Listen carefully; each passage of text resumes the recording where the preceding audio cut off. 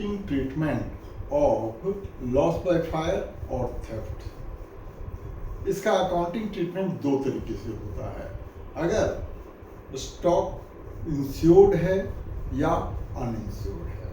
अगर stock uninsured है तो एक जर्नल एंट्री पास करेंगे, loss by fire account debit to purchases account, और फिर इस लॉस बाय फायर को प्रॉफिट एंड लॉस अकाउंट में ट्रांसफर कर देंगे, profit and loss account debit to loss by fire account. और अगर स्टॉक इंश्योर्ड हो तो तीन अकाउंटिंग एंट्रीज पास करनी होती है। नंबर वन, लॉस के लिए लॉस बाय फायर और loss by theft account debit to purchases account. दूसरी एंट्री इंश्योरेंस क्लेम करने के लिए insurance company account debit to loss by fire और लॉस बाय थेफ्ट अकाउंट। और जब क्लेम मिलता है तो बैंक अकाउंट डेबिट जितना क्लेम मिला, profit and loss account debit जितना नहीं मिला टू इंश्योरेंस कंपनी।